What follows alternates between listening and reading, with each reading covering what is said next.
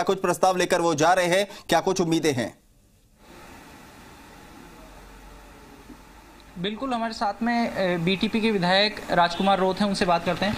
राजकुमार जी, जो पूरा घटनाक्रम है उस पर अभी आप लोगों की मुख्यमंत्री से मुलाकात होने वाली 5 बजे, आप लोग जा रहे हैं थोड़ी देर में प्रतिनिधिमंडल। कौन कौन इस प्रतिनिधिमंडल में रहेगा, क्या आप लोगों के मुद्दे रहेंगे? इसमें जनजाति मंत्री महोदय रहेंगे और हमारे साथी सागवाड़ा एमएलए साहब भी रहेंगे, और शायद जानकारी मिली है डूंगरपुर जो विधायक हैं वो भी साथ इस मीटिंग में रहेंगे। और वहाँ से हमने डेलीगेशन जो बुलाया था 24 तारीख को जो मीटिंग होने वाली थी उसके हिसाब से हमने रीट पिटिशनर जो बच्चे बुलाए थे वो भी साथ में बैठेंगे। तो 24 तारीख की जो मीटिंग थी वो क्यों स्थगित हुई, और पूरा मामला जब 18 दिन से आप लोगों का प्रदर्शन चल रहा था, धरना चल रहा था, तो अचानक पूरा मामला इतना हिंसक क्यों हो गया? ये जो कारण रहा है, क्योंकि ये जो मामला चल रहा है 1.5 साल से चल रहा है। इस जनवरी 2020 में भी ये लोग उस पहाड़ी पे चढ़े थे, 12 दिन तक वहाँ रहे थे। उस समय भी भयंकर ठंड थी, उस समय भी ये लोग रहे थे, और सरकार की तरफ से डेलीगेशन किया था और उनको आश्वस्त किया था कि आपका ये डिसीजन 3 महीनों में कर लेंगे, और गवर्नमेंट लेवल पर स्तर पर एक कमेटी बनाई थी। लेकिन उस कमेटी की आज तक मीटिंग नहीं हो पाई। अभी ये लोग 7 तारीख को शायद उस काकरी डूंगरी पहाड़ी पर वापस चढ़े। तो चढ़ने के बाद शायद उस समय शुरुआत में ये 40 से 50 लोग थे। धीरे धीरे मामला बढ़ता गया। हमने भी सरकार से वार्तालाप करने की पूरी कोशिश की, लेकिन सीएम साहब से हमारा मिलना नहीं हो पाया, क्योंकि सीएम साहब ने शायद 1 महीने तक मिलने के लिए कुछ नहीं था, तो वो मिलना नहीं हो पाया। तो कोरोना के चलते तो मैसेज नहीं पहुंच पाया। और दूसरी चीज़ ये भी रही कि ये जो लोग बैठे उसके दूसरे दिन ही वहाँ पर FIR कर ली गई। फिर 3-4 दिन बाद एक FIR और कर ली, तो पूरे इलाके में माहौल गरमाया गया। 14 तारीख को मीटिंग रखी थी, तो 14 की मीटिंग का भी निरस्त कर दिया। फिर जैसे तैसे मामला कंट्रोल में हुआ था सारे, क्योंकि वहाँ जो बैठे हुए लोग हैं इसके लिए कांग्रेस के भी सारे लीडर गए समर्थन देने के लिए, बीजेपी के भी लीडर गए हैं, और हम बीटीपी से मैं भी गया हूँ वहाँ। और जितने सामाजिक संगठन हैं सभी सामाजिक संगठनों ने वहाँ उनको समर्थन दिया है। लेकिन बीजेपी के तो 2 सांसदों की अलग अलग राय आ रही है। कनकमल कटारा का एक पत्र आ रहा है 12 सितंबर का, वो कह रहे हैं कि सामान्य के जो अभ्यर्थी हैं वो परेशान हैं। इधर किरोड़ी लाल मीणा कह रहे हैं कि जो अनुसूचित जनजाति के पदों से भरे अभ्यर्थियों से भरे जाने चाहिए। देखो, ये राजनीतिक प्रेशर हो रहा है और ये सब राजनीति कर रहे हैं अपने अपने स्तर से।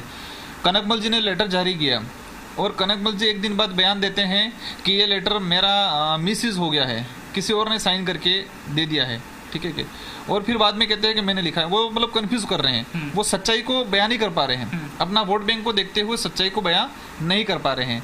और दूसरा चीज रहा कि बीजेपी के भी कुछ लीडर जो आए हैं धरने को समर्थन दिया है, कांग्रेस के भी कुछ लीडर आए हैं धरने को समर्थन दिया है, लेकिन किसी ने भी व्यवस्थित रूप से सरकार तक इस मांग को नहीं पहुंचाया।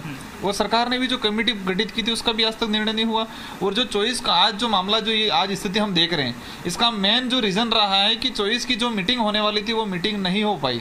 इसकी वजह से ये मामला आज बिगड़ा है, क्योंकि पूरे क्योंकि रोज 18 दिन तक 500 से 1000 लोग उस पहाड़ी पर बैठे थे, 500 से 1000 लोग उस पहाड़ी पे बैठे रहते थे, और 24 को डिसीजन होने वाला था। इसलिए पूरे इलाके में माहौल था कि 24 को डिसीजन होगा। उस आधार पे 5 से 6000 लोग उस दिन हो गए।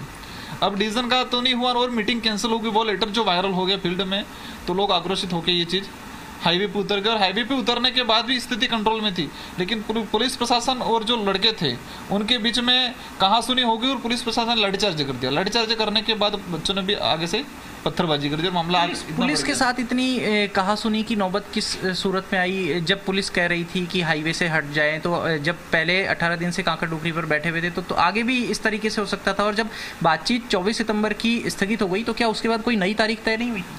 इसके बाद कोई नई तारीख तय नहीं हुई थी, इसलिए लड़कों को ये लगा, वहाँ के जो सामाजिक संगठन है उनको भी ये लगा कि सरकार इस मामले को लेके गंभीर नहीं है। मेन रीज़न ये रहा, और कहीं न कहीं सबकी गलती रही है। मैं तो यही कहता हूँ कि मैं भी एक विधायक हूँ क्षेत्र का, लेकिन पूरे आदिवासी बाहुल्य क्षेत्र से 17 विधायक आते हैं, और ये डूंगरपुर अकेले का इशू नहीं है। वहाँ पर जो बैठे लड़के हैं और जो समर्थन दे रहे हैं वो बांसवाड़ा के भी हैं, प्रतापगढ़ के भी हैं, उदयपुर के भी हैं, सभी चारों 4 जिलों के लोग हैं वहाँ। लेकिन किसी ने भी इसकी सक्रियता भूमिका निभा के सरकार तक पैरवी नहीं की आज तक। इसको कन्फ्यूजन रखा, लड़कों को भी जाके कहा कि हम आपके साथ हैं, सरकार को भी अलग कहा और लड़कों को भी अलग कहा। इसका कॉम्बिनेशन सही बना नहीं पाए, मैसेज सही पहुंचा नहीं पाए। और 24 की जो मीटिंग थी इसके लिए पता नहीं, जो जानकारी मिल रही है कि कुछ लीडर तैयार नहीं थे, यानी कोई आए नहीं, ये नहीं, उसके हिसाब से मीटिंग कैंसिल कर दी।